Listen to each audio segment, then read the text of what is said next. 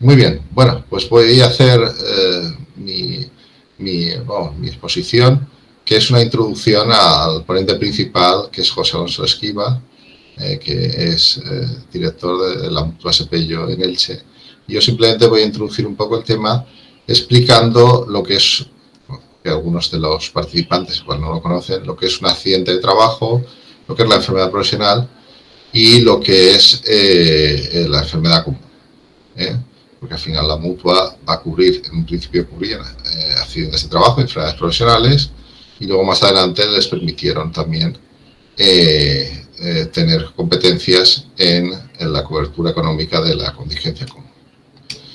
Bien, entonces el objetivo de lo que yo voy a hablar es explicar lo que es un accidente de trabajo en España, lo que es una enfermedad común, una enfermedad profesional, y luego hacer unas pequeñas matices entre las diferencias que hay entre la contingencia común y la contingencia profesional. La contingencia común no va a estar ligada a que el daño haya sido generado por un accidente de trabajo, y la contingencia profesional, sin embargo, será un daño que estará ligado a un accidente, o sea, un accidente, una consecuencia del trabajo, un accidente, una enfermedad profesional.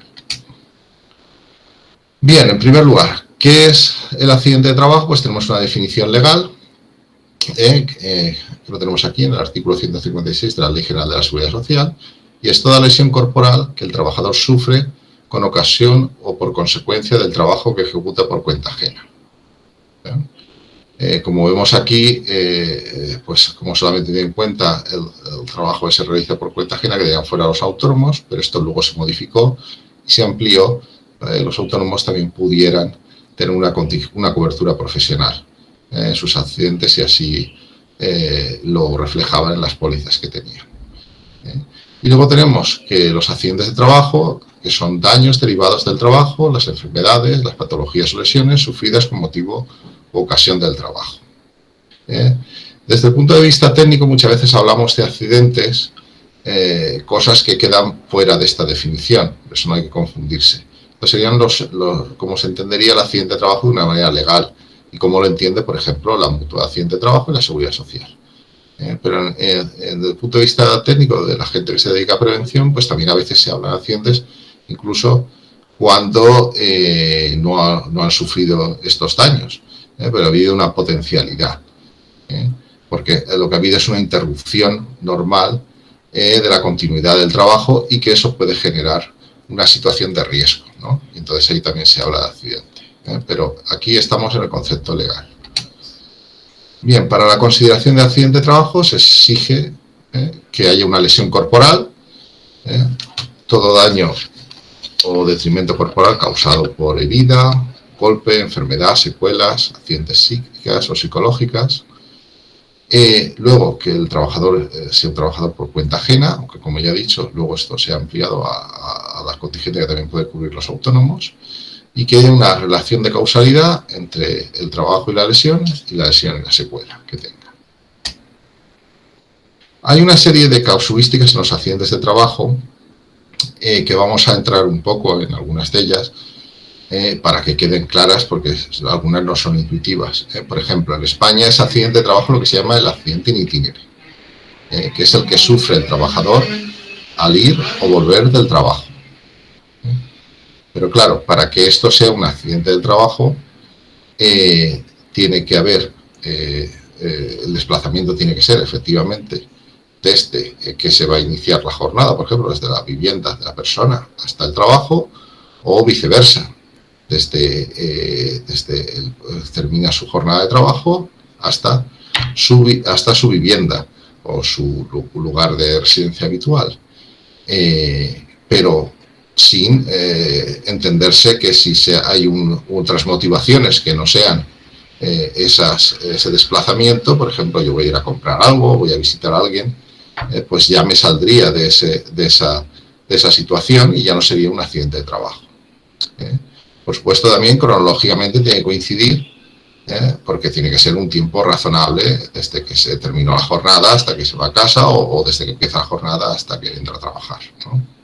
El trayecto pues tiene que ser un trayecto razonable, y tiene que ser el trayecto efectivamente planificado para hacer ese desplazamiento. Y el medio de transporte, pues lógicamente tiene que ser racional y adecuado. No que vaya a andar 30 kilómetros para irse a trabajar, pues no es una cosa lógica, ¿no? Luego en España también tenemos lo que son los llamados accidentes sin misión. O sea, esto también se considera accidente de trabajo, que son los que ocurren en el trayecto que se realiza para hacer alguna labor que está relacionada con el trabajo. Por ejemplo, en la universidad, los profesores que se desplazan de un campus a otros para dar sus clases. Pues si tienen un accidente de tráfico en este desplazamiento por autopista, pues esto también sería un accidente de trabajo. Luego, los accidentes de trabajo también pueden ocurrir realizando tareas que no sean las propias del puesto, pero sin embargo sí que se ejecutan en cumplimiento pues, de unas directrices que ha dado la empresa, o bien porque son consideradas por el trabajador como necesarias para el buen funcionamiento, bien sea de su unidad o del funcionamiento general de la empresa.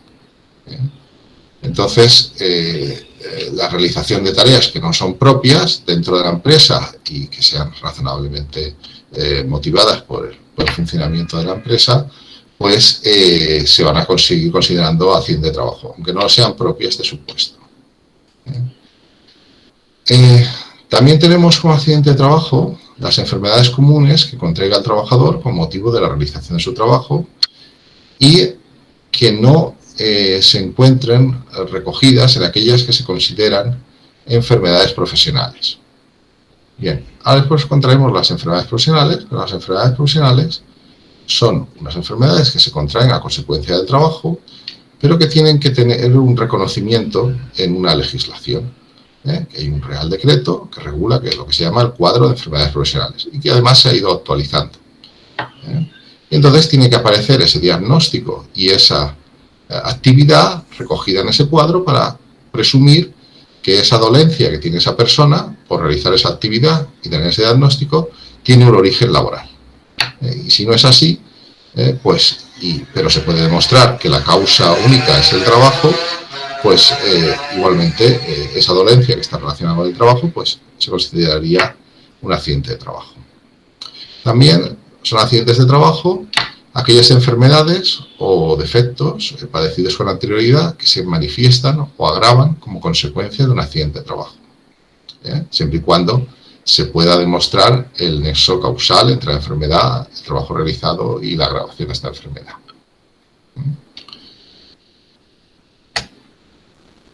Luego también nos podemos encontrar que se considera accidente de trabajo enfermedades interrecurrentes, que son aquellas que se presentan en el curso de otra enfermedad sin que tengan relación directa. En definitiva, estamos hablando de las consecuencias sanitarias relacionadas con un accidente laboral previo que ha cambiado su naturaleza, su duración o gravedad, o incluso puede afectar al término de la misma. Por ejemplo, un infarto producido por estrés, que este estrés a su vez está causado por la agravación de una lesión ocular que había sufrido durante el ejercicio de su trabajo. Pues otro tipo de enfermedad recurrente pues podría ser una bursitis producida por la prótesis utilizada por un trabajador desde que sufrió una amputación en un accidente laboral.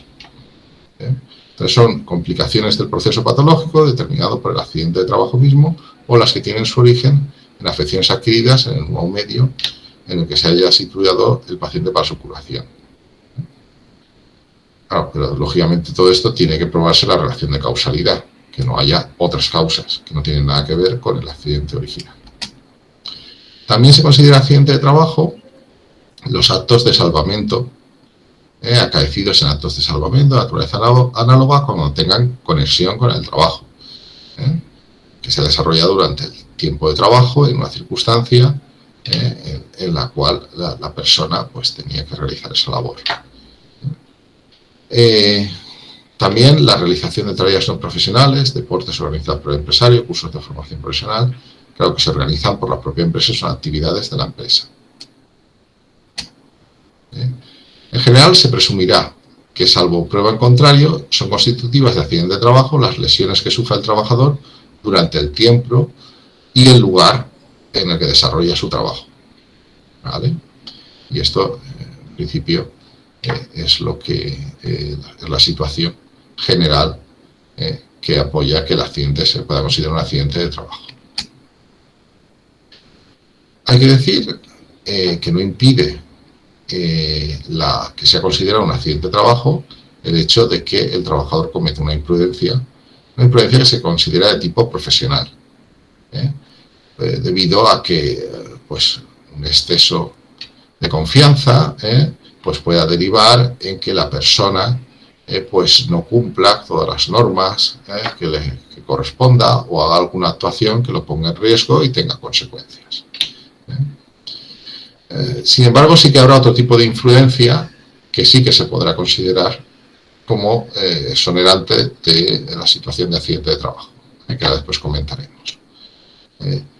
Y tampoco se considera que no califique como accidente de trabajo la concurrencia de una culpabilidad, ya sea del empresario, porque el empresario ha hecho las cosas mal, pues si el accidentado se accidenta en el trabajo y reúne todos los requisitos, pues sigue siendo accidente de trabajo o de un compañero de trabajo, salvo, claro, que no guarde relación alguna con el trabajo lo que ocurre aquí, o sea, la culpa sea del empresario o de un compañero, pero no ocurre en torno al trabajo, no tenga relación con el trabajo.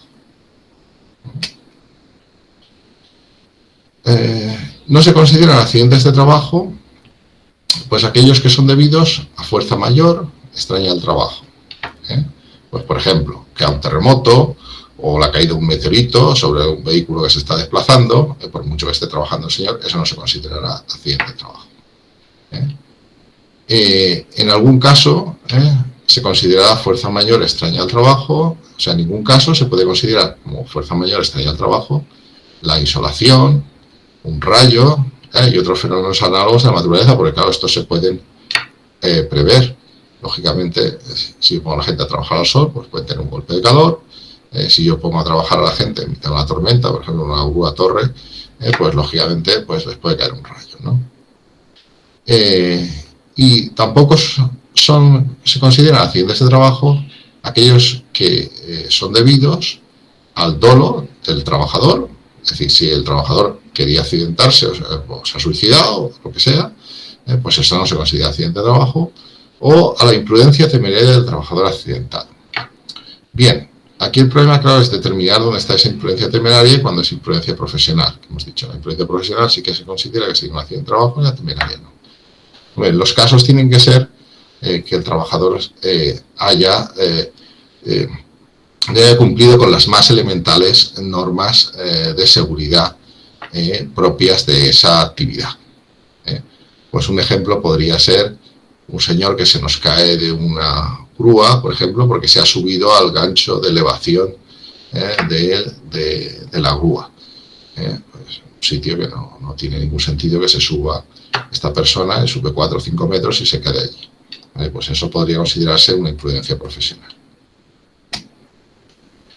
Y luego tenemos lo que es enfermedad común, que es la otra causa principal de baja que tenemos, que son las alteraciones de la salud, que no tengan la condición de accidente de trabajo ni de enfermedad profesional. ¿Vale? Y así es como lo define el texto de la Seguridad Social. ¿Y qué es la enfermedad profesional?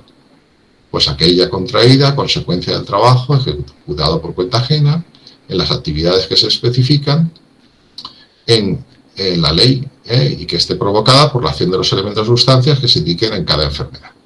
¿Y eso dónde está? Pues eso está en lo que se llama el cuadro de enfermedades profesionales, que el actual es ese Real Decreto 1299 del año 2006.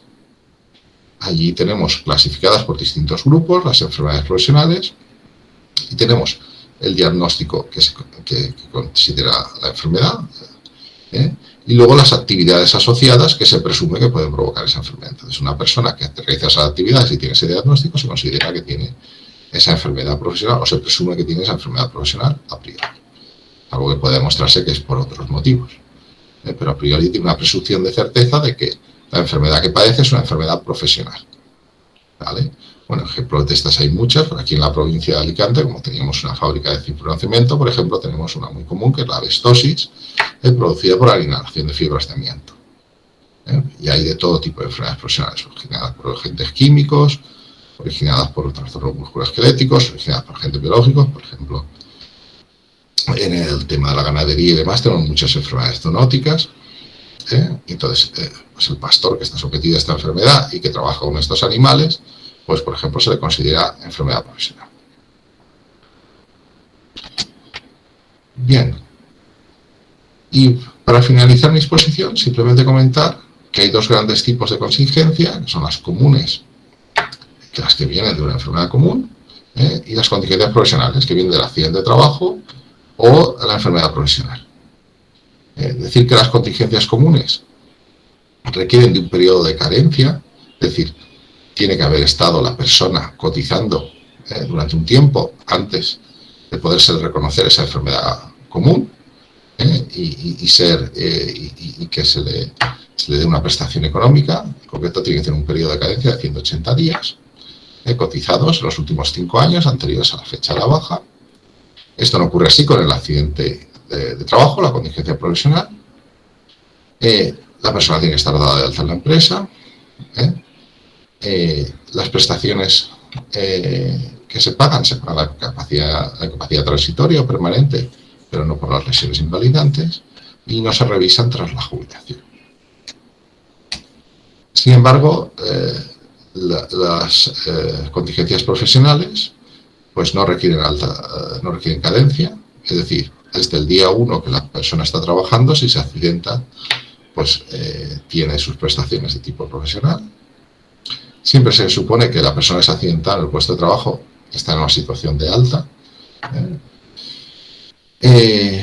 Las prestaciones incluyen las lesiones permanentes no invalidantes, las enfermedades profesionales que tienen un diagnóstico el día de hoy, pues pueden cambiar ese diagnóstico más adelante y se pueden revisar. Normalmente se revisan hacia un agravamiento de la situación. Pueden requerir el cambio de puesto de trabajo. Para la empresa pueden suponer un recargo de prestaciones, que este no es asegurable, es decir, si se ha producido por falta de condiciones de seguridad, la empresa puede pagar entre un 30 y un 50% de lo que tiene que poner la seguridad social, que esto puede ser mucho dinero en caso de una invalidez. En las enfermedades profesionales existe un periodo de observación para determinarlo, y luego tiene unas mejores prestaciones, tanto en acceso a medicamentos, los tratamientos que puede prestar, como tenemos una actividad que es profesional y está cubierto por una mutua, pues puede tener tratamientos que da la mutua en lugar de depender de la seguridad social, y unas mejores prestaciones económicas. Y por eso normalmente suelen ser más atractivas las contingencias profesionales que la contingencia común. Bien, pues con esto termino mi charla introductoria y doy paso a José Alonso. Bueno, pues primero de todo, lógicamente, como no puede ser de otra forma, pues agradecer, en este caso por parte de ASPEO y en mi persona en concreto, pues el que nos dé la oportunidad, en este caso tanto el máster como la cátedra, el poder compartir con vosotros este rato, el poder pasar y conocer un poquito más todo lo que es nuestro sector, nuestra actividad y, en definitiva, pues qué hacemos las mutuas hoy día. Sobre todo por una sencilla razón. Yo estoy seguro que si ahora preguntase, bueno, qué son las mutuas y demás, pues luego veremos que no todos lo tenemos claro y seguramente pues servirá también la jornada de hoy para que todos pues sepamos un poquito más de qué función hacemos en la sociedad y sobre todo pues a qué nos dedicamos, ¿no? Bueno, la principal razón sería pues ver por qué se crearon, es decir, ¿de dónde está el origen de las mutuas? Pues aquí vemos que en el año 1900 es cuando se arranca con la creación de las mutuas. ¿Y por qué se inician o por qué surgen? Pues como casi todo, como mucho en esta vida, por temas de dinero, ¿no? Es decir, en este caso se establece una responsabilidad, como veis, en el año 1900, es decir, ya llovió desde entonces, en la cual se le establece al empresario que tiene que indemnizar a aquellos trabajadores que sufran un accidente. Y aquí, además, con una peculiaridad, con independencia de la existencia de culpa empresarial. Por lo cual, claro, los empresarios empiezan a decir, uy, si tenemos algún accidente, vamos a tener que soltar un dinero que a lo mejor en este momento pues no lo tenemos. ¿Y qué es lo que hicieron? Pues bueno, se empezaron a crear esto que llaman mutuas patronales de accidente de trabajo.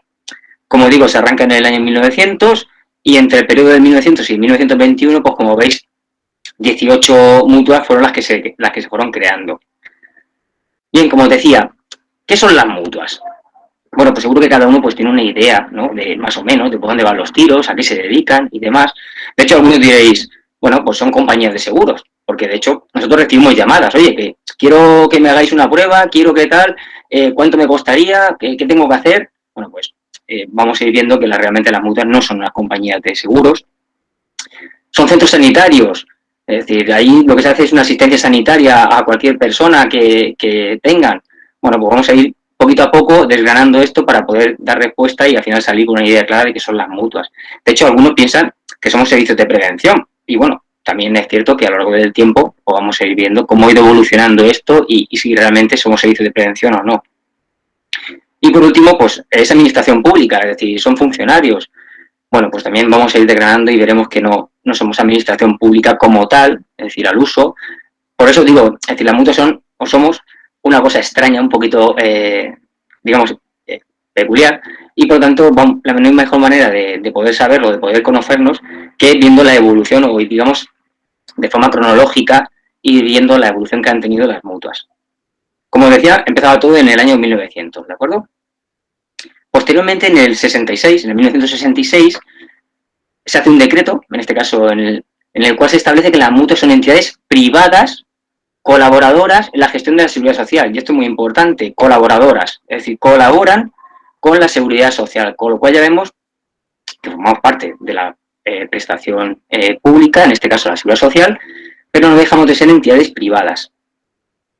En el año 72 se establece lo que se llama las primas, es decir, las empresas que están asociadas a todas las empresas pasarán a pagar unas cantidades en función de los trabajadores que tienen. ¿En función a qué? En función a su prima, en función al riesgo que tiene su actividad. De tal manera que pues, aquellas empresas que tienen mayor riesgo pues, pagarán más que aquellas que tienen un menor riesgo según unas tablas que están tipificadas. En el año 76, como veis, habla de que sale un reglamento de colaboración de las mutuas patronales, con lo cual pues, poco a poco ya se va regulando todo de una forma pues, más concreta de cuáles son nuestras funciones y cuáles son nuestras tareas. En el año 1990 se cambia la denominación y se quita lo de patronal, es decir, ya no existe eso del patrón, y pasamos a ser mutuas de accidentes de trabajo y enfermedades profesionales de la seguridad social. ¿Vale? En este caso, las MATEPS. Son las mutuas que dependen de la seguridad social. Esto parece que no tenga mucha importancia, pero luego veréis que con el paso del tiempo se ha cambiado el nombre porque sí que tiene su peso. En el año 1994 es otro de los hitos, de los cambios que han afectado o que han habido de forma importante a las mutuas, han influido de forma importante a las mutuas, y es que aquellas empresas que tenían la cobertura del accidente de trabajo, de contingencia profesional, mejor dicho, con la mutua, también podían optar a tener la contingencia común, la prestación económica de la incapacidad temporal derivada de las contingencias comunes. Esto, ya digo, no es baladí, es decir, es una cosa importante porque veremos que esta contingencia pues tiene su peculiaridad y, como bien ha dicho Juan y ha adelantado Juan, son ese servicio público de salud el que lo gestiona, el que lo tramite y demás, pero bueno, aquí las mutuas también nos tienen un papel importante y bueno, que seguimos desempeñando a día de hoy. En el 95 sale la famosa Ley de Prevención de Riesgos Laborales. De hecho, pues bueno, conocida por todos, es decir, fue un hito, fue un cambio en España, bueno, y en Europa en general, pero en España en este año que fue cuando se implantó. Y aquí, ¿qué ocurría? Que prácticamente no había, o el sistema no estaba preparado en materia de prevención para poder gestionar y poder realizar todo lo que decía la Ley de Prevención de Riesgos Laborales, y a las mutuas, que sí que tenían técnicos y médicos y tanto estructura médica, tanto estructura de personas, de recursos humanos, como de instalaciones y equipos, pues se le da la posibilidad de que establezcan y formalicen sus propios servicios de prevención. De ahí que sí que es cierto que en origen existían y existen lo que se originan, lo que serían los servicios de prevención de las mutuas, dentro de una parte de lo que desempeñaban las mutuas. Pero que, como luego veremos, todo esto ha ido cambiando. En el año 97 aquí se establece una distinción clara en que hay que separar lo que sería la cobertura de los riesgos profesionales de lo que serían los servicios de prevención ajenos. Es decir, las mutuas sí que tienen sus servicios de prevención, pero tienen que separarlo de su cuenta de gestión, es decir, de lo que sería su estructura, y también físicamente tienen que hacer una separación. De tal manera que quedase completamente diferenciado o claramente diferenciado una actividad de la otra. En el 2004 lo que surge es que para aquellos trabajadores autónomos, como bien había adelantado Juan, pues también puedan cubrir la contingencia por accidente de trabajo y enfermedad profesional, en este caso con las mutuas. Hasta ese momento solamente existía todo esto a través del Servicio Público de Salud. 2005, como veis aquí, se establecía de forma definitiva que los servicios de prevención tienen que tener completamente separada todo lo que sería mutua de servicio de prevención propio de la mutua. En definitiva, veis que vamos evolucionando, se va trasladando, la parte de prevención se intenta separar y se intenta desgranar, y a la mutua nos siguen o nos van dando diferentes prestaciones que se van incrementando, y a partir de ahora es cuando empieza todo el movimiento. Esta es fundamental o muy importante. ¿Por qué? Pues porque en este caso, en el año 2007, se crea o se genera la prestación que es la del riesgo durante el embarazo y durante la lactancia natural, que luego veremos con mayor profundidad. Y digo que es muy importante porque aquí protege a la trabajadora embarazada y al feto, cuestión que hasta ese momento pues no estaba regulado y no estaba tan aclarado cómo poder gestionarlo. Y como os digo, pues esas las mutuas a quienes nos encargan este trabajo. 2010, en este caso, para el tema de los autónomos, que es lo que se llama el cese de actividad de los trabajadores por cuenta ajena. Algunos habéis escuchado el mal nombrado paro de los autónomos, ¿de acuerdo? Es decir, surgió, de hecho tuvo también mucha repercusión y mucha divulgación política, en la cual decían que se iba a equiparar a los autónomos con los trabajadores del régimen general y los trabajadores que están en una empresa. En cuanto a eso, en cuanto a lo que sería ese paro, ese supuesto paro, ¿vale? Pero bueno, esto, como luego se vio al poco tiempo, pues no era como tal un paro, porque tiene que cumplir una serie de requisitos que, por ejemplo, en el tema de los trabajadores, pues no es así. Directamente te corresponde si cumples unos requisitos. Aquí son más estrictos o son más complejos de cumplir. Año 2011, una nueva prestación, cuidado del menor afectado por cáncer u otra enfermedad grave, ¿vale? Lo que llamamos el CUME.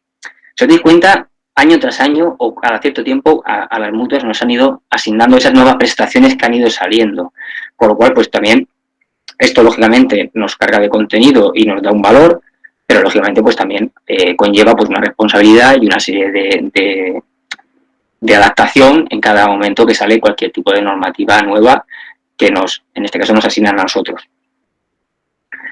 Bien, ya estamos llegando al final casi de la historia, ¿no? En la cual lo que vemos es que en el 2014 pues intenta modernizar el funcionamiento y gestión de las mutuas, sobre todo de cara a la transparencia y eficiencia, y se trabaja de cara a la lucha contra el absentismo laboral injustificado. ¿De acuerdo? Aquí, en este caso, tanto el gobierno con las diferentes normativas como, en este caso, tanto las mutuas como las empresas, todos estamos muy enfocados a intentar evitar el absentismo laboral injustificado. Y fijaros que se genera un cambio en la denominación de las mutuas, pasando a llamarse mutuas colaboradoras con la seguridad social. Es decir, antes éramos de la seguridad social y ahora es con la seguridad social. Al final, no deja de ser un anacrónimo, es decir, que tampoco lleva más, pero sí que vemos que tiene su calado de cara a que es la mutua, la entidad privada, la que colabora con la seguridad social en todo aquello que le encarga y en todo aquello que le indica. Bien, con lo cual, al final de todo, decir, bueno, pero vale, José, muy bien, hemos hecho un barrido, hemos visto que os han dado las diferentes prestaciones, pero realmente, ¿qué sois? ¿A qué os dedicáis, no? Bueno, pues en este caso, como resumen, la mutua son asociaciones de empresarios sin ánimo de lucro. ¿Por qué digo sin ánimo de lucro? Porque las mutuas no tenemos beneficio económico, es decir, una vez que se finaliza el ejercicio, el dinero, es decir, si hay un beneficio, hay un excedente, se estorna o se retorna a la seguridad social y luego un porcentaje de ese dinero va destinado pues a fondos o, en este caso, a a tener unas reservas, etcétera, ¿vale? Pero que sepáis que el dinero, es decir, que no hay beneficio, no se reparte entre las empresas, no se reparte entre nadie, simplemente se retorna a la seguridad social. Bien, lo que hacemos es colaborar en las prestaciones que nos ha indicado la seguridad social. En este caso tienen personalidad jurídica propia y capacidad de obrar, es decir, a nosotros nos indican con la normativa qué es lo que tenemos que hacer y luego cada mutua lo gestiona o lo realiza cumpliendo lógicamente con la normativa de la forma que considera más eficiente y mejor. Y luego, lógicamente, estamos autorizadas por el Ministerio de Empleo y Seguridad Social y sometidas anualmente a auditorías, con lo cual nuestras cuentas son todos los años auditadas, nuestro trabajo está completamente auditado con el fin de esa transparencia y eso buen hacer que nos establecen y que tenemos que ir cumpliendo. Muy bien. Bueno, ya sabemos un poquito más de lo que son las mutuas, a qué nos dedicamos. Bueno, pues vamos a ver lo que hemos dicho. Es decir, hemos visto que hay un abanico de prestaciones que nos han ido asignando y lo que vamos a hacer es, pues bueno, ir sobre algunas de ellas, ir comentándolas para que también pues tengáis mayor información y conozcáis un poquito mejor estas prestaciones. Vamos a empezar por la parte de la contingencia profesional. Como bien ha dicho Juan, bueno, vemos que está el accidente de trabajo, la enfermedad profesional y luego pues veremos una opción que sería la derivación al servicio público de salud. Bueno, por lo primero de todo que tenemos que hacer que es pues saber si es contingencia profesional o no, ¿vale? Para poder determinar en qué apartado tenemos que gestionarlo. Esto no voy a repetir lo que ha comentado Juan, pero sí que incidir en una cosa que ha dicho él muy bien y que es importante, y es que es aquel accidente que sea con ocasión o por consecuencia del trabajo y que tenga una relación de causalidad directa entre trabajo y lesión. Es decir, no por el hecho de que suceda en el trabajo, no por el hecho de estar en el trabajo, se va a considerar accidente de trabajo, ¿vale? Siempre tiene que haber una relación directa, causa-efecto. Y esto es importante porque, claro, muchas veces dicen, no, pero yo estaba trabajando. Sí, es cierto, sí puedes estar trabajando o puedes estar en el trabajo, pero el motivo que ha desencadenado esa lesión o lo que, en este caso, una vez valorado, vemos que ha podido suceder, pues no se considera accidente de trabajo si no tiene esta relación causa-efecto, esta relación directa, ¿de acuerdo? Vale, como hemos visto anteriormente, a nosotros nos corresponde todo, es decir, a las mutuas les corresponde la asistencia sanitaria y todos los gastos ocasionados como tal. Y aquí es una parte importante y es quién emite el parte. Es decir, una vez que un trabajador ha sido atendido en una mutua, se le entregará un informe médico con la asistencia que haya tenido y en el caso de que sea accidente de trabajo, pues se le entregará o bien un parte con baja si precisa baja médica y no se podrá incorporar al trabajo, o un parte sin baja médica. Aquí la única entidad que lo puede emitir es la mutua. Os lo digo porque a veces pasa que el servicio público de salud, el médico de cabecera, pues ¿puede emitir el médico de cabecera una baja por accidente de trabajo? Bueno, como poder puede, porque el sistema le deja, es decir, no está bloqueado, con lo cual se puede dar el caso de que por error el médico de cabecera ponga baja por accidente de trabajo, pero no tiene validez. El único organismo que puede dar esa baja médica por accidente de trabajo son las mutuas, es decir, la entidad colaboradora que lleva la gestión de la contingencia profesional, ¿vale? En este caso. ¿Qué hará a continuación la empresa? Pues tramitará a través del sistema red ese parte de baja, en el caso que haya habido una baja, el parte de baja o los partes de confirmación y los partes de alta que se vayan emitiendo correspondientemente a esa baja. Bien, además de eso, la empresa también tiene que introducir en el sistema Delta, que es un sistema de comunicación que hay, el parte de accidente. En este caso, si no ha causado baja médica, en vez de hacer el parte de accidente, lo que hará es esta relación de accidente sin baja, es decir, relaciona todos los trabajadores que en el mes anterior han tenido un accidente sin baja, hace una relación y la presenta a través de este sistema. Eso llegará a la mutua y la mutua lo tendrá que validar, lo comprueba, si está todo correcto, lo valida.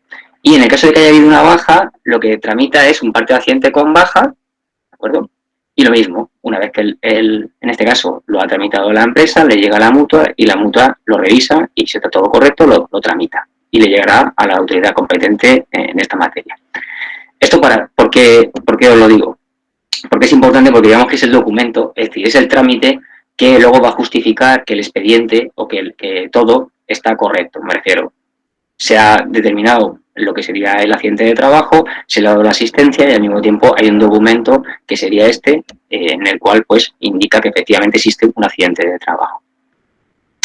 ¿Qué otras cosas tiene que hacer la mutua? Bueno, pues en el caso de que haya un accidente grave, considerado como grave, muy grave o incluso mortal, pues tendría que hacer una comunicación urgente antes de 24 horas. También en aquellos casos que el accidente es múltiple, y se considera múltiple cuando hay más de 4 trabajadores implicados en el mismo accidente, bueno, pues también tendría que hacer una comunicación urgente para que se sepa por parte de la autoridad competente de que ahí ha pasado algo importante. Y, lógicamente, cada vez que hay un daño en la empresa, pues de cualquier trabajador, pues en este caso la empresa está obligada a realizar una investigación de por qué se ha producido ese daño, ¿vale? Ya sea un accidente de trabajo o una enfermedad profesional, en este caso un accidente. Bien, en cuanto a la enfermedad profesional, pues también nos tenemos que preguntar, ¿es realmente una enfermedad profesional? Bueno, pues lo primero que tenemos que ver es, vamos a valorarla. Esto nos puede llegar por varias vías. Concretamente, en la Comunidad Valenciana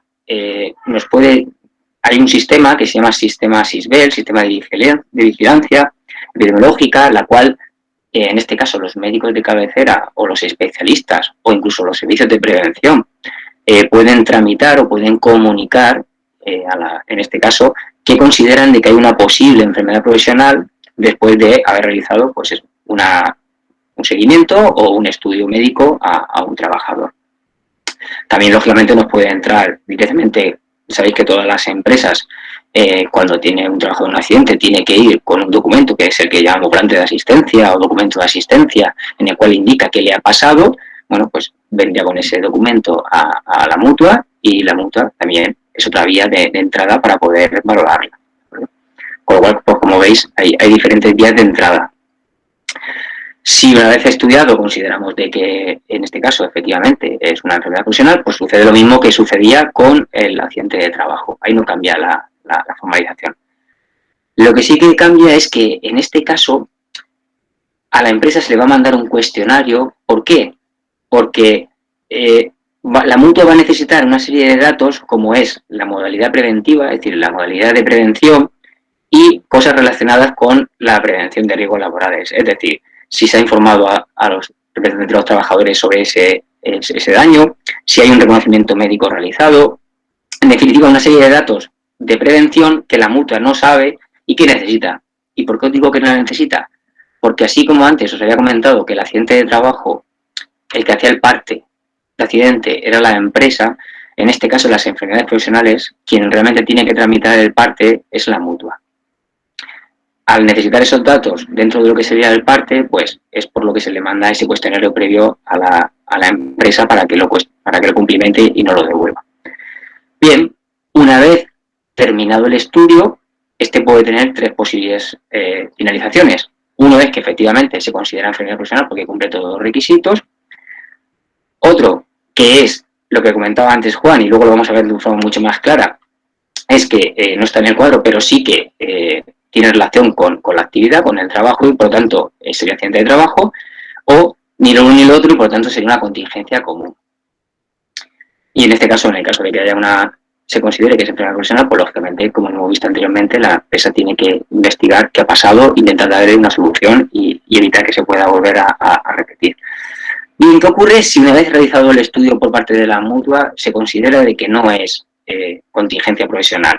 Pues lo que hace es entregar un documento al trabajador que ha sido atendido, un documento sanitario en el cual establece por el motivo por el que se le deriva al Servicio Público de Salud. Y en este caso será el médico de cabecera del Servicio Público de Salud quien tendrá que emitir la baja en el caso de que corresponda o que no pueda seguir trabajando, ¿vale? E inclusive puede darse el caso de que pueda seguir trabajando, lógicamente, y ya no sería el hecho del parte de baja, sino que también es toda la parte sanitaria. Es decir, aquí lo que se hace es que a partir de ese momento cualquier cuestión sanitaria que necesite ese trabajador pues tendrá que ser atendida por parte del Servicio Público de Salud. Bien, como decía Juan, aquí lo importante está en el tema de las enfermedades profesionales, es que esté dentro del cuadro de las enfermedades profesionales para poder clasificarlo. Este cuadro, pues lógicamente, conlleva los diferentes apartados y ahora vamos a ver el por qué es importante que estén en el cuadro. Aquí tenéis un ejemplo del anexo 1, ¿vale? Del cuadro de enfermedades profesionales. Y si os dais cuenta pone grupo, agente, subagente, actividad, código.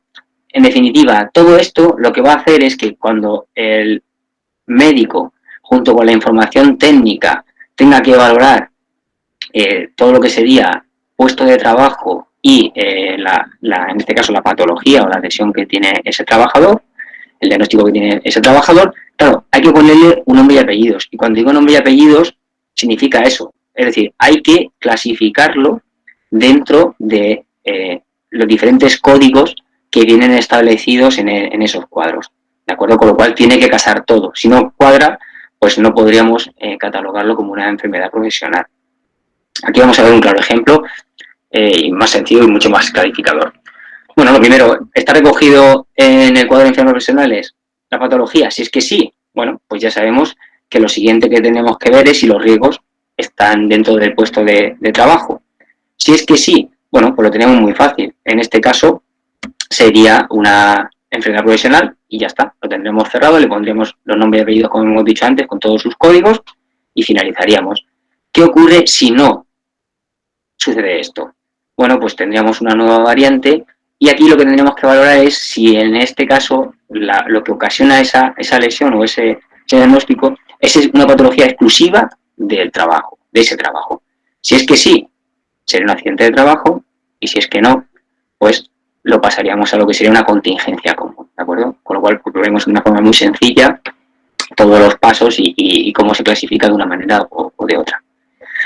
Bien, dentro de diferentes prestaciones económicas en contingencias profesionales, bueno, pues las mutuas pagamos o en este caso gestionamos, como habéis visto, la prestación, pero la prestación en todo su aspecto. Es decir, una parte sería la incapacidad temporal del tiempo de baja, es decir, esas bajas médicas pues llevan al final una remuneración, un cobro por parte del trabajador, que siempre que el trabajador esté dado de alta en la empresa, será la empresa la que lo pague, la que le pague directamente y posteriormente se lo descuenta de los seguros sociales de la mutua, de que lo llamamos el pago delegado, ¿vale? Y aquí tenemos un factor importante y es que los trabajadores pues siempre nos dicen, no, pero yo tengo que cobrar el 100% de la base reguladora, tengo que cobrar el 100% tengo que cobrar lo mismo que estoy cobrando ahora mismo. Bien, en este caso la normativa que establece la Seguridad Social es que todos los trabajadores cobraremos el 75% de esa base reguladora.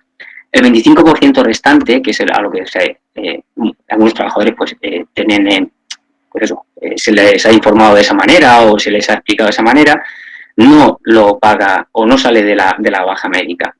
Solamente sucede en aquellas empresas que, o bien por su, en este caso, sector, o bien por su propia empresa, que tenga un convenio sectorial o un convenio de empresa que así lo regule, que así lo especifique, entonces sí que se le complementa ese 25%, que en este caso, como bien digo, lo pagaría la empresa, ¿de acuerdo?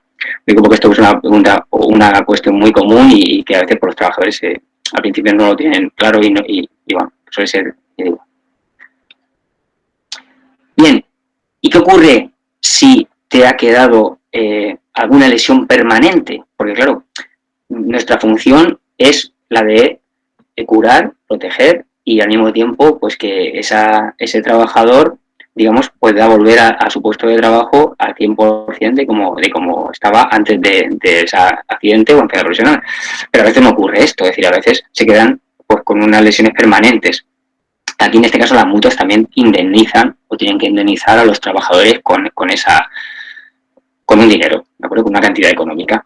¿Cómo lo hacemos? Bueno, pues primero siempre tiene que haber una resolución firme. ¿Qué significa esto de resolución firme? Pues que tiene que haber un organismo, que es en este caso sería el Instituto Nacional de la Seguridad Social, o incluso el Instituto Nacional de la Marina, Social de la Marina, si son para el tema de todo el tema del mar, en el cual pues establece cuál sería, en este caso, la digamos, lesión permanente que le ha quedado. Bueno, y podemos distinguir entre lesiones permanentes no invalidantes, es decir, lo que nosotros consideramos o se llama en el argot el baremo, de tal manera que hay una tabla en la que se indemniza directamente con una cantidad que se ingresa en cuenta bancaria del trabajador por esa lesión que le ha quedado. Y directamente ese trabajador se reincorpora a la empresa a realizar sus funciones como antes. Luego existe el siguiente nivel, que sería una incapacidad permanente parcial. ¿Aquí qué es lo que tenemos? Pues que en este caso la pérdida suya de rendimiento es mayor al 33%, pero puede seguir realizando sus tareas fundamentales. ¿Qué es lo que se hace en este caso? Pues también se le ingresa una cantidad en cuenta bancaria, una cantidad económica, como se suele decir, directamente, y también se reincorpora a la empresa. ¿Qué ocurre? Si esto va en un siguiente nivel, que es un nivel superior, sería una incapacidad permanente total, con lo cual no podría volver a trabajar en ese puesto de trabajo, en esa profesión, ¿de acuerdo? Con lo cual, aquí ya le incapacita para seguir trabajando en su profesión habitual, y fijaros que lo que se hace, ¿qué es? No se le da un dinero directamente al trabajador, sino lo que hacemos las mutuas es capitalizar o ingresar, en función de una serie de parámetros, una cantidad de dinero en la Tesorería General de la Seguridad Social. Es decir, se le va a pagar una pensión. A partir de ese momento, ese trabajador cobrará o trabajadora cobrará una pensión de por vida por una cantidad correspondiente, que será la que se calcule en función de la edad que tiene, etcétera, etcétera. Y, como digo, pasará a ser pensionista, ¿de acuerdo? Para esa profesión. ¿Quiere decir que no va a poder trabajar más? No. Lo que quiere decir es que no podrá trabajar más en esa profesión. Podrá tener otras actividades complementarias, que puede ser a esta incapacidad, pero no en esa profesión. Y si os fijáis, lo que va a cobrar es el 55% de ese cálculo, es decir, de la base reguladora, bueno, del cálculo que se hace. ¿Qué significa? Que, pues bueno, que tu pérdida de poder adquisitivo pues puede ser importante, ¿de acuerdo? Con lo cual, os lo digo porque, claro, las pensiones que se pueden quedar, pues bueno, a veces, en el caso que el trabajador tenga más de 55 años, cobraría el 75% porque es lo que se llama incapacidad permanente total cualificada, ¿vale? Es un porcentaje superior. Incluso aquellos trabajadores que se les da una incapacidad, por ejemplo, ahora, y tienen 50 años y pasan, cuando llegan a esa edad de superar los 55, se les regulariza y se le incorpora, se le añade esas cantidades, ¿de acuerdo? Pero como veis, bueno, pues hay un apartado que es eso, lesiones permanentes. Hay 2 grados más todavía superiores, que sea el de la incapacidad permanente absoluta. Esto sí que te incapacita para trabajar en cualquier cosa, ¿vale? Y aquí también sería una pensión al 100% de su base reguladora. Y por último, la gran invalidez, y es que en este caso son aquellas personas que no solamente es que no puedan trabajar en nada, sino que necesitan de una segunda persona para poder hacer sus tareas de la vida cotidiana o la vida diaria. Con lo cual, bueno, pues como veis, y aquí se incrementa ese porcentaje para poder cubrir pues esos gastos que vas a tener de tener a esa persona como ayuda. Muy bien, y bueno, y luego puede darse el caso también pues de lo que se llama pues bueno, tener fallecidos, tener muertos, ¿vale? Una muerte. Con lo cual aquí también entra en juego pues lo que se llama el tema de la viudedad y orfandad, es decir, pues bueno, qué personas quedan, que estaban a su cargo, en este caso, y aquí pues bueno, puede darse mucha causística, porque aquí pueden haber, pues ya digo, diferentes tipos de hijos, de parejas, etcétera, etcétera, simplemente que lo sepáis y nada más. No voy a entrar en profundidad porque digo esto es bastante más complejo. Y luego sí que quería poner esto porque simplemente es una anécdota, porque al final no deja de ser anecdótico, pero fijaros, para el fallecido o la fallecida que tengamos, nosotros en este caso estamos obligados a pagar un auxilio de defunción, a ingresar un dinero que, como veis, pues es un pago único de 46,53 euros. Esto está así desde el año 67, pero bueno, yo digo, no deja de ser pues algo que, bueno, que lógicamente con el paso del tiempo no se ha modificado ni se ha tocado, pero bueno, que sepáis que además de las diferentes prestaciones, bueno, pues se paga una cantidad y ya digo que es algo anecdótico porque la cantidad es tan pequeña que es que no, prácticamente. Bien, y una última anotación, y es que cuando hay un accidente de trabajo, enfermedad profesional, y en este caso se le pone a la empresa una posible sanción de recargo de prestaciones, aquí nosotros también sí que influimos, o sí que, mejor dicho, sí que participamos. ¿Por qué? Porque nosotros nos solicitan qué cantidades hemos ingresado o en este caso hemos tenido que abonar de cara a ese accidente de trabajo. Y fijaros, aquí el recargo de prestaciones va del 30 al 50%. Mínimo, si en este caso consideran que sí, que en este caso la empresa tiene que abonar ese recargo de prestaciones, como mínimo es el 30, no puede ser menos de eso, si le dicen que, y como máximo el 50. Pero claro, de todas las prestaciones, imaginaros que es una prestación que es una incapacidad permanente total, por ejemplo. o una gran invalidez. Pues claro, las cantidades que estamos moviéndonos ahí, pues ya pasa a ser importante.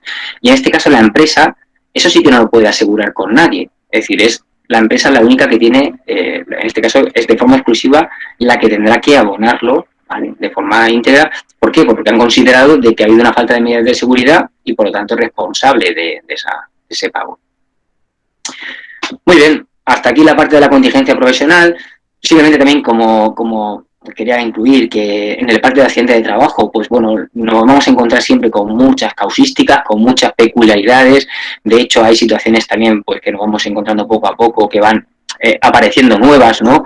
Es decir, porque por ejemplo, pues nos podemos encontrar con los accidentes en trabajadores desplazados al extranjero, esa no es nada novedosa, pero sí que es novedosa, por ejemplo, la del teletrabajo, ¿no? Es decir, que es una modalidad que ahora pues nos ha llegado a todos de forma abrupta por el tema de la pandemia y lógicamente pues también se está regulando, en este caso se sacó un Real Decreto en septiembre que intentó regularlo, pero bueno, que aún le queda mucho camino por andar porque bueno, no está bien definido y lógicamente pues bueno, iremos avanzando y aprendiendo y como todo, cada vez que sale una legislación pues iremos avanzando y marcando pautas para poder gestionarlo lo mejor posible.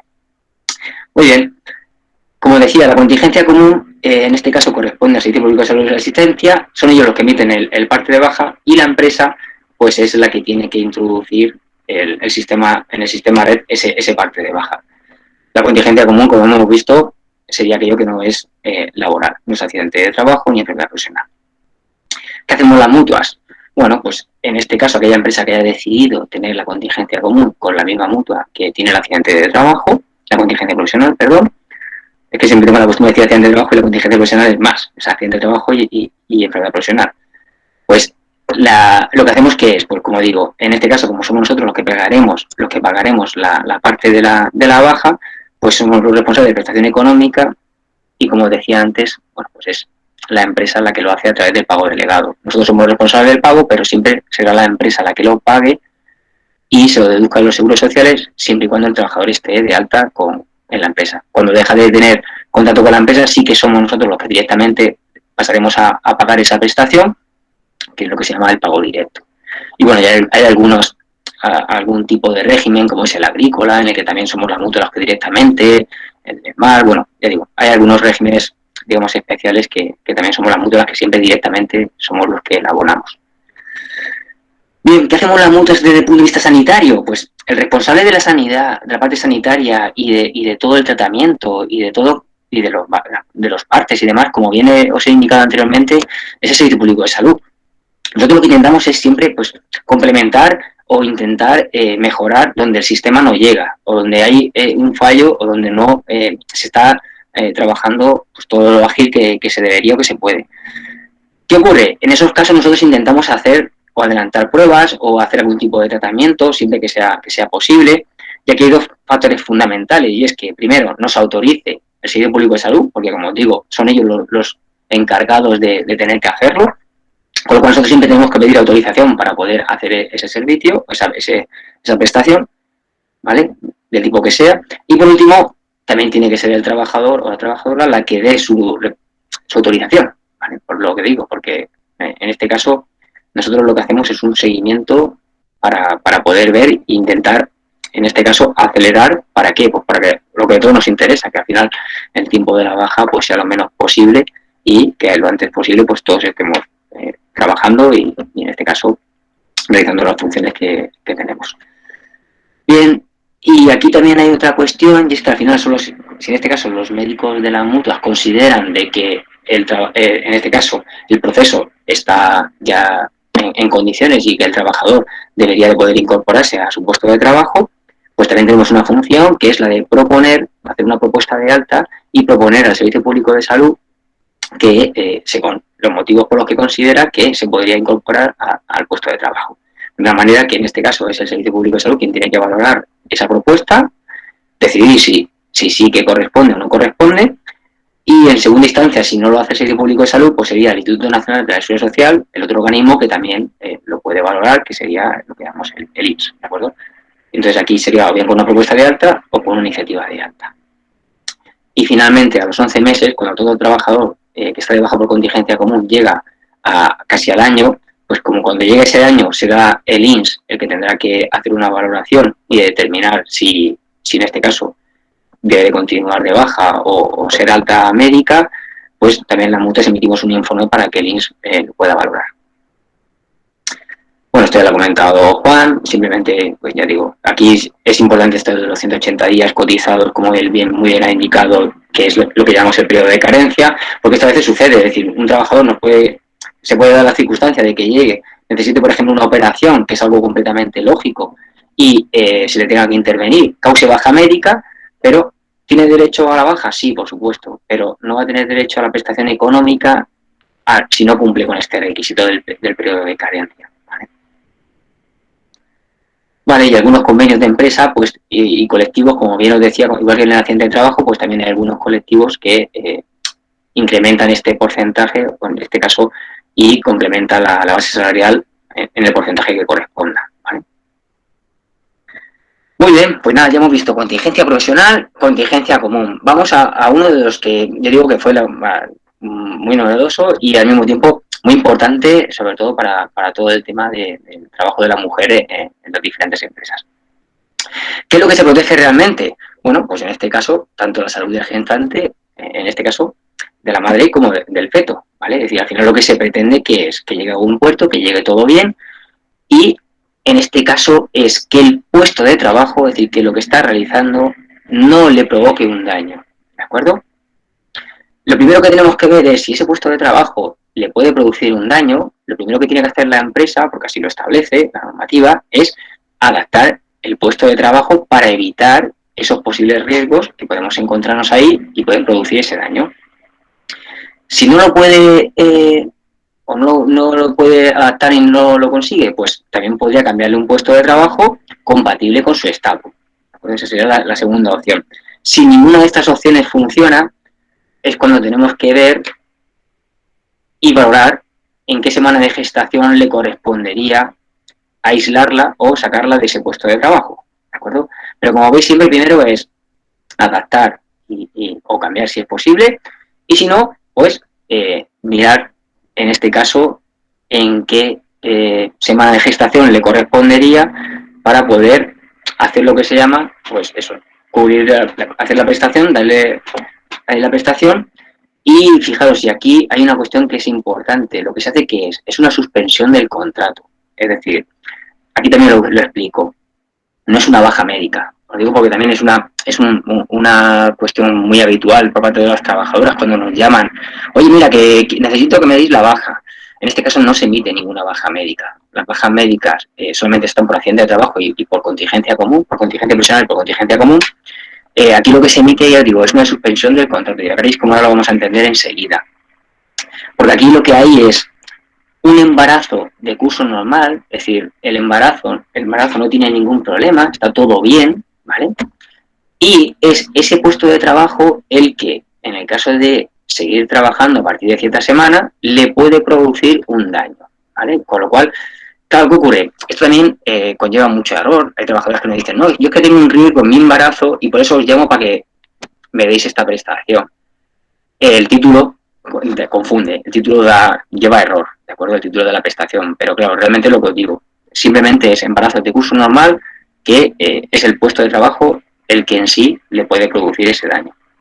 ¿Qué ocurre? Que claro, si llega un momento en el que se le concede la prestación, pero se le acaba el contrato de trabajo, ¿qué ocurre? Pues ya deja de existir ese riesgo, con lo cual finaliza la prestación. Es decir, yo te concedo el subsidio de embarazo hoy y dentro de un mes se te acaba el contrato y la empresa no te ha renovado, pues lógicamente finaliza la prestación, porque finaliza el riesgo. Tú no tienes que volver a ese puesto de trabajo, por lo tanto ya no hay riesgo. ¿Qué ocurre con las trabajadoras fijas discontinuas? Que en el sector o la zona geográfica en la que nosotros estamos es muy habitual este tipo de contrato, porque sucede exactamente lo mismo.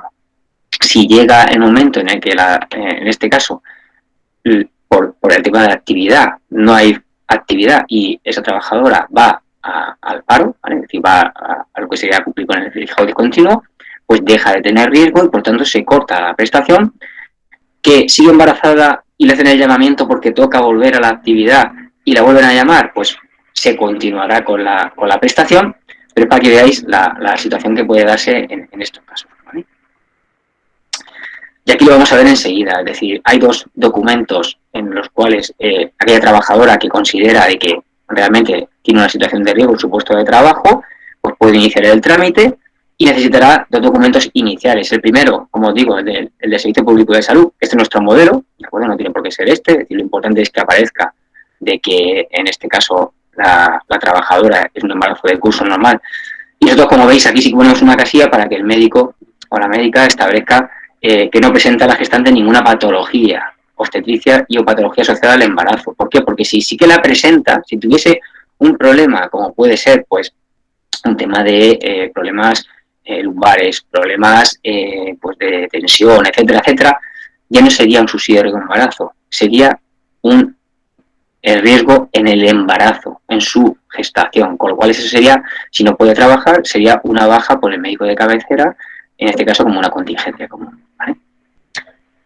Bien, y esta sería la parte, digamos, que la empresa rellenaría, aquí como veis, pues cuáles son las actividades que realiza, cuáles son los riesgos específicos, que sería en el punto 4, y cuáles son las acciones que va a adoptar o adaptar para que minimizar este tipo de riesgos.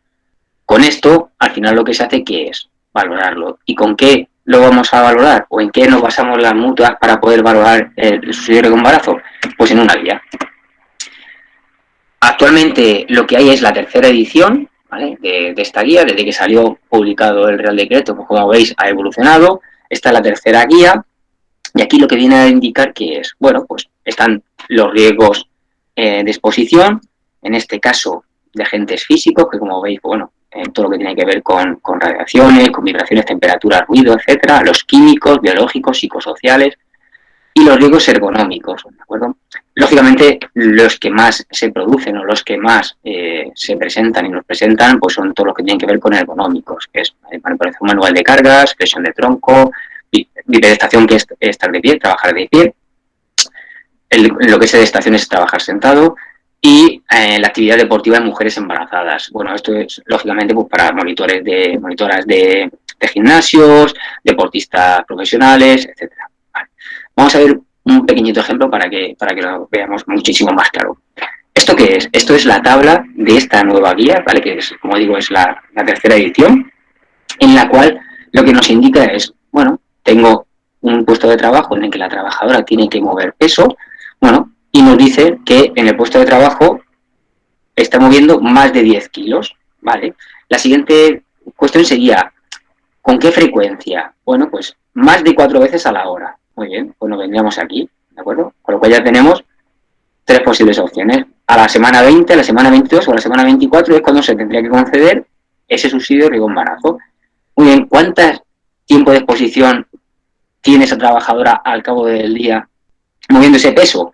Pues resulta que son 2 horas al día. Bueno, pues aquí lo que le correspondería sería a la semana de gestación 24, ¿vale? Cuando esa trabajadora embarazada llegase a la semana 24, se le concedería la prestación, se suspendería el contrato y pasaría a cobrar la prestación de la mutua. Y ya tendría que volver al trabajo hasta que finalizase la prestación.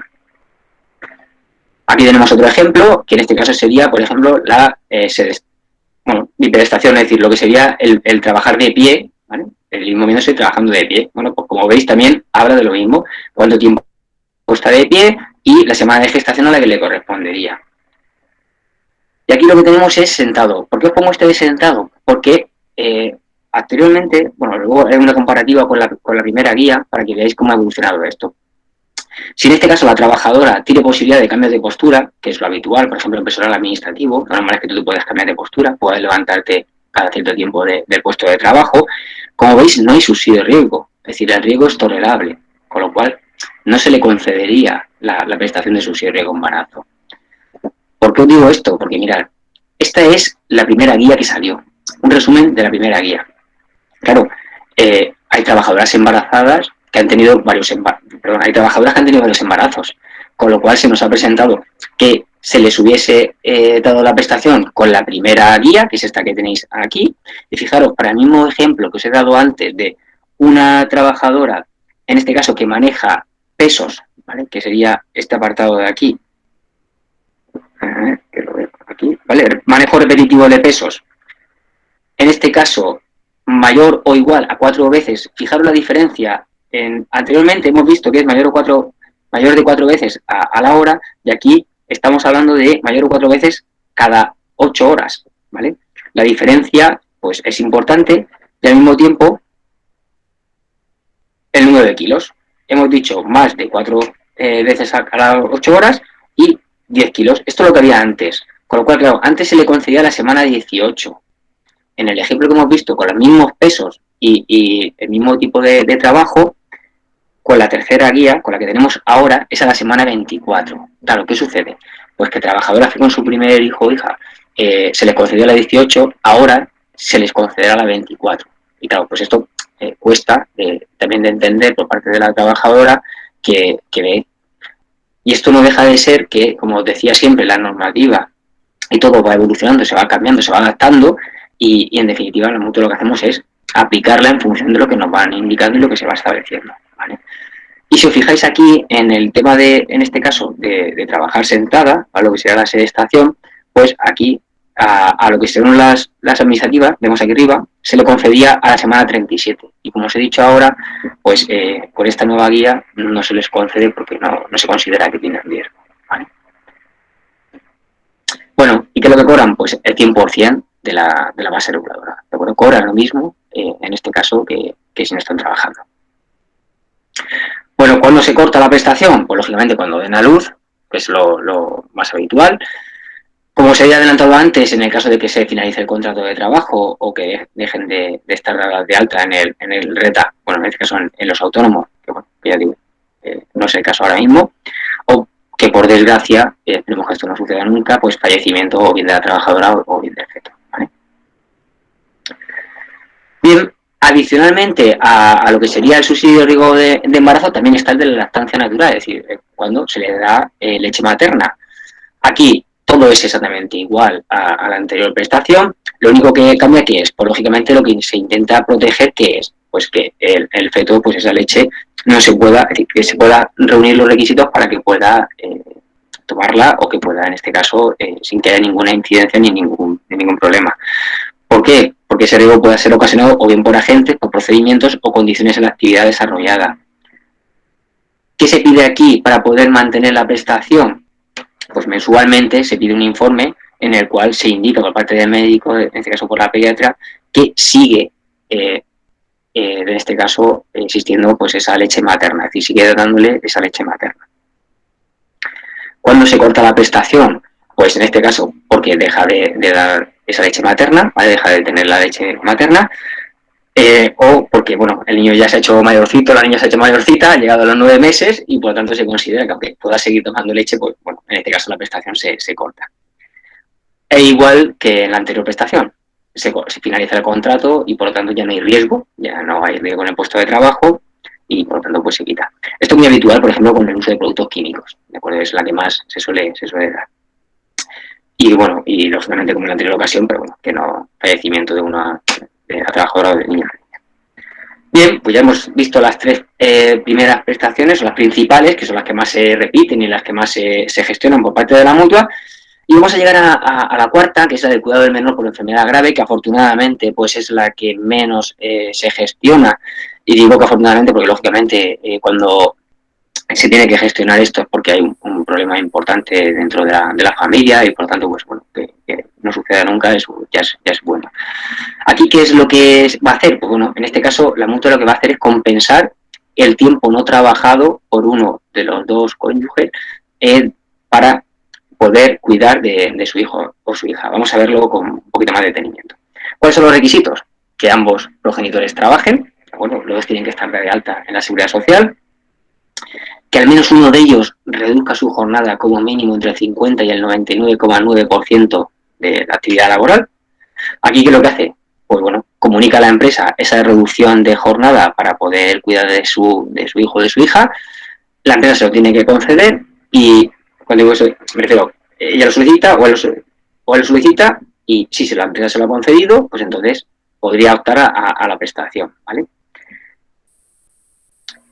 Que en este caso el menor pues tenga o padezca una de los indicados en un cuadro, ¿vale? Y que al mismo tiempo también requiera del cuidado de forma directa, continua y permanente. ¿Vale? Esto también es importante. Directa, continua y permanente. Y bueno, lo que te dice es que los contratos a tiempo parcial de menos del 25% de la jornada respecto a un contrato normal o a tiempo completo, pues no entraría o no tendría derecho a esta prestación. Bien, ¿qué es lo que se hace? Pues el subsidio solamente se le puede dar a uno de los dos progenitores, ¿de acuerdo? Lo hemos dicho que los dos tienen que estar trabajando, pues solamente se le podrá conceder a uno de ellos. ¿Cuánto es la cuantía? Como hemos dicho, el 100% de la base reguladora de todo el tiempo que en este caso se le conceda el que no vaya a trabajar. Y luego, ¿por qué se puede cortar esta prestación? Bueno, pues en este caso porque haya alguna de las otras prestaciones que también la cubre la Seguridad Social y por lo tanto se suspenderá temporalmente hasta que se dé la otra circunstancia o hasta que se vuelva otra vez a retomar esta, ¿vale? Eso sería una suspensión. ¿Y cuándo se corta? ¿Cuándo finaliza? Pues en el caso de que el menor cumpla la mayoría de edad, los 18 años, o que deje de cumplir uno de los requisitos que hemos dicho anteriormente como requisitos necesarios, ¿de acuerdo? Muy bien, y hasta ahora fijaros que todo lo que hemos estado viendo hemos ido diciendo siempre que es relación con la empresa. Es decir, es una relación sin tener en cuenta el autónomo, ¿no? No hemos comentado prácticamente nada del autónomo. Sí que el autónomo tiene también todas esas coberturas que, como hemos indicado, que hemos indicado anteriormente. Sí que es cierto que en alguna de ellas tiene una peculiaridad a la hora de los requisitos, pero bueno, tampoco es para entrar ahora en ese detalle. Pero sí que me gustaría, quería comentaros esta, que aunque no sea directamente con la empresa y es con el autónomo, ¿por qué? Por la importancia que ha tenido y que tiene. En este caso, el cese del trabajador autónomo, como os indicaba en la introducción, es el conocido, ¿no? o el que se llamó paro del autónomo, pero yo digo que no es así. ¿Por qué? Porque lo que ocurre es que aquellos autónomos que han tenido que cesar en su actividad, pues de forma definitiva puedan cobrar una prestación durante un tiempo determinado. Y en este caso tienen que cumplir una serie de requisitos. ¿Cuáles son los requisitos? Bueno, pues cumplir con la parte económica, técnica, productiva, en definitiva, demostrar que ha habido un motivo que imposibilita seguir con esa actividad y, en definitiva, que realmente por ello tienen que cobrar esta prestación. Otro ejemplo puede ser el de la pérdida de licencia administrativa. Es decir, yo ahora mismo me dan, imaginaros, la concesión por ejemplo, en la universidad mismo, me dan la concesión para poder ejecutar un trabajo determinado durante 3 años y resulta que al año, pues por lo que sea, me quitan esa licencia, por el motivo que sea. Bueno, pues lógicamente, como para quien yo trabajo ya dejo de tener esos ingresos, pues sería uno de los motivos por los que también podría solicitarlo. Vale, ¿qué es lo que sí que tienes que tener también? Bueno, pues además de una serie de requisitos adicionales que pueden ser, yo voy a ir a este, que es el del tiempo cotizado, ¿vale?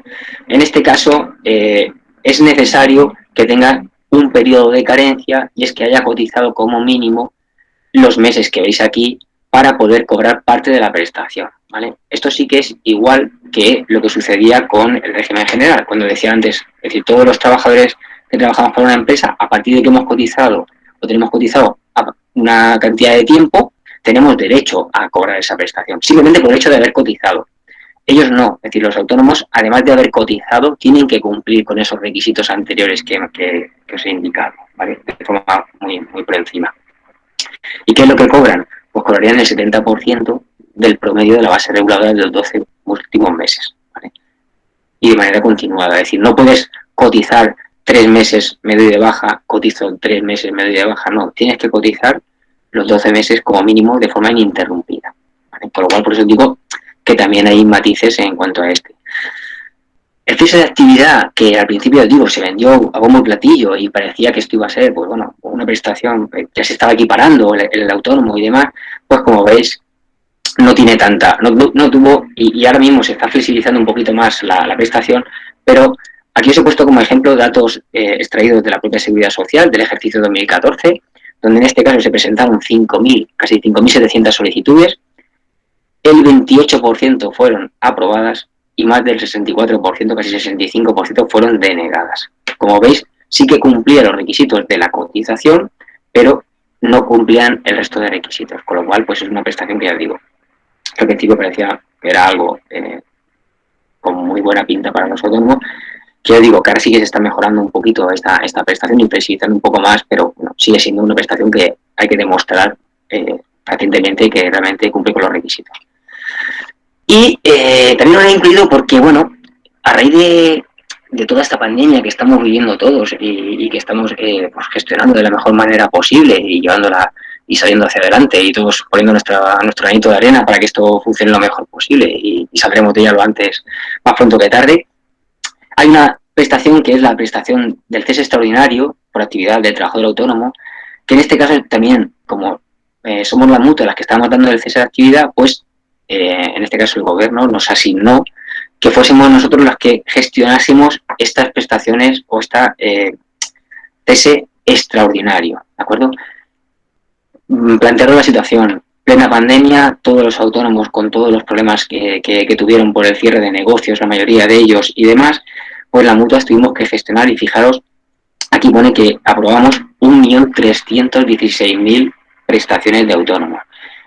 Y aquí estoy hablando del periodo que va en plena pandemia, es decir, con los mismos recursos que hemos tenido para todo sin tener en cuenta esto, tuvimos que gestionar en tiempo rápido, porque aquí sí que es cierto que lógicamente el autónomo necesitaba y necesita esos ingresos de forma inmediata, porque era una situación y sigue siendo una situación en la que han tenido muchas pérdidas y siguen teniendo pérdidas económicas, de tal manera que ya digo que aquí sí que es verdad que nos volcamos todas las mutuas y con teletrabajo presencial, en todas las modalidades posibles, se gestionó de forma, ya digo, bestial esta prestación. Posteriormente se han ido saliendo nuevas normativas cada vez que he ido finalizando un periodo, porque si os fijáis, la primera fue del 14 de marzo al 30 de junio, la siguiente fue del 1 de julio al 30 de septiembre, la siguiente fue del 1 de octubre al 31 de enero, ¿vale? Que es la última que se aprobó, y actualmente estamos en la que salió el 26 de enero, que está en vigor hasta el 31 de mayo, es decir, no hemos dejado de gestionar y de trabajar con esta prestación de aquellos autónomos en los cuales pues tienen pérdidas económicas o su negocio está cerrado por una normativa establecida, ya sea a nivel central o autonómica o local, y con el fin de poder que estas personas, en este caso los autónomos, puedan cobrar esta prestación. Muy bien, y ya por último, que no es una prestación, sino simplemente era por estableceros y indicaros que, así como os indicaba inicialmente que las mutuas hacíamos el tema de los servicios de prevención, que visteis que se tuvo que separar, en este caso los servicios de prevención de las mutuas tuvieron que ser vendidos todos y por lo tanto ya no hay ninguna mutua que pueda tener servicio de prevención, ¿de acuerdo? Es decir, lo que hay son servicios de prevención ajenos, es decir, cada uno son empresas privadas y ninguna mutua puede tener un servicio de prevención actualmente. Lo que sí que tienen las mutuas es departamentos dentro de la propia mutua con cargo a las cuotas de la seguridad social, en la cual personal, en este caso principalmente técnico, lo que hace que es desempeñar y desarrollar lo que se llama el Plan General de Actividades Preventivas.